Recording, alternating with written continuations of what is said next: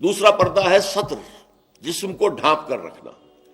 مرد کے لیے سطر کا حصہ کچھ اور ہے، عورت کے لیے پورا جسم سطر ہے۔ مرد کے لیے عورت کا پورا جسم سطر ہے، سوائے چہرے کی ٹکیا کے اور ہاتھوں کے اور پاؤں کے۔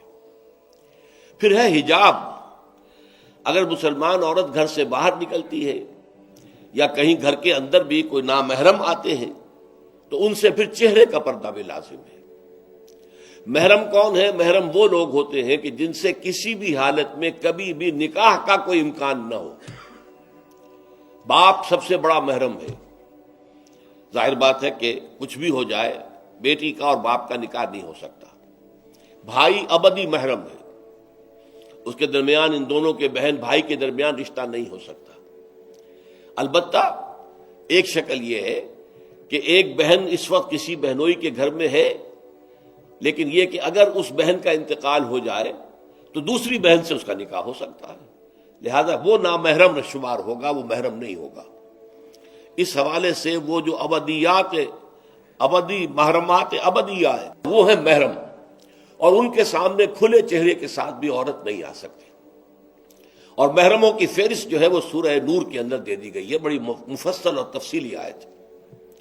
اور چوتھا پردہ یہ ہے کہ معاشرہ غیر مخلوط ہو، مرد و زن کے مابین اختلاط نہ ہو، مخلوط مجالس نہ ہو، دفتروں میں مل جل کر کام نہ کیا جا رہا ہو، اور کہیں کہیں کارخانے میں شانہ بشانہ کھڑے ہو کر کام نہ کیا جا رہا ہو۔ نہیں، یہ معاملہ غلط ہے، بلکہ سیگریگیٹڈ سوسائٹی۔ عورتوں کے دائرہ کار کسی شے پر پابندی نہیں ہے۔ عورتوں کے لیے تفریح گاہیں بنائیں آپ جس میں صرف عورتیں اور بچے جا سکتے ہو ایک خاص عمر کی حد تک، مرد نہیں جائیں گے۔ مردوں کے لیے تفریح گاہیں علیحدہ ہوں گی، وہاں عورتیں نہیں جائیں گی۔ تو عورتوں اور مردوں کے درمیان عدم اختلاط۔ مدارس ہے، اسکول ہے، کالج ہے، یونیورسٹیاں علیحدہ علیحدہ بنا دیجیے، پڑھیں وہ بھی، یہ بھی پڑھیں، لیکن مخلوط نہ ہو، مخلوط تعلیم نہیں۔ تو یہ جو ہے غیر مخلوط معاشرت، یہ در حقیقت اسلامی معاشرے کا سب سے بڑا امتیاز ہے، سب سے بڑا علم ہے، سب سے بڑا شعار ہے۔ کوئی بھی غیر مسلم جو ہے اسلامی معاشرے میں آئے گا تو سب سے زیادہ بات جو اسے محسوس ہوگی وہ یہ ہے کہ یہاں عورتیں اور مرد جو ہیں وہ آپس میں ملے جلے ہوئے نہیں ہیں، بلکہ ان کے درمیان ایک گویا کہ بہت بڑا پردہ جو ہے معاشرے کے اندر لٹکا ہوا ہے، سیگریگیشن ہے۔ باقی یہ ہے کہ سطر سے آگے جسم جو ہے وہ صرف زوجین کے سامنے کھلے گا۔ مرد کا سطر صرف بیوی کے سامنے کھلے گا، یا ڈاکٹر اگر کوئی سرجری کرنی ہے تو ظاہر بات ہے کہ اس میں وہ پردہ نہیں ہوگا۔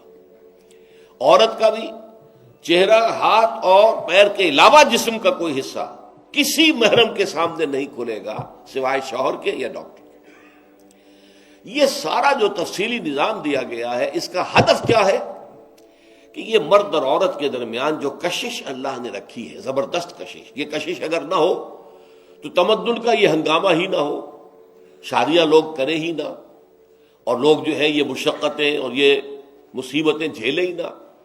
اولاد کی پیدائش ہے، پھر ان کی پرورش ہے، پھر انہیں کھلانا پلانا ہے، ان کی تعلیم ہے، ان کی علاج معالجہ ہے، 100 کھکھیڑ ہے۔ یہ سارا انسان کیوں برداشت کرتا ہے کہ جنسی جذبہ بہت زوردار اللہ تعالیٰ نے انسانوں میں رکھ دیا ہے۔ تو جتنا یہ زوردار جذبہ ہے اتنا ہی اسے کنٹرول کرنے کے لیے گھوڑا جتنا منہ زور ہو اتنی ہی مضبوط لگام اس کو دینی چاہیے۔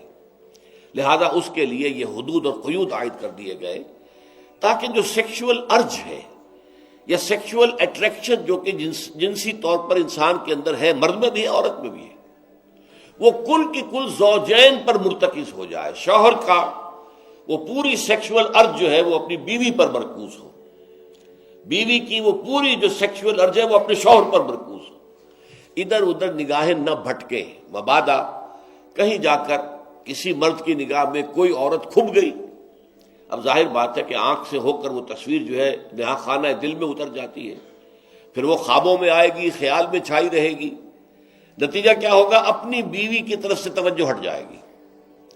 وہ جو بانڈ آف لو ہے اور باہمی اٹینشن ہے ایک دوسرے کی طرف شوہر اور بیوی کی، وہ کم ہو جائے گی، اور اس کا نتیجہ کیا نکلے گا کہ خاندان کا ادارہ کمزور ہو جائے گا، جس سے کہ اسلام چاہتا ہے کہ بہت مضبوط ادارہ ہو۔ اس لیے یہ ساری قدغنیں ہیں، یہ سارے ضوابط ہیں، یہ قواعد ہیں، بلکہ اسلامی معاشرے کا جیسا کہ میں نے عرض کیا ہے یہ سب سے نمایاں وصف ہے کہ یہاں مرد و زن کا اختلاط نہیں ہے، کوئی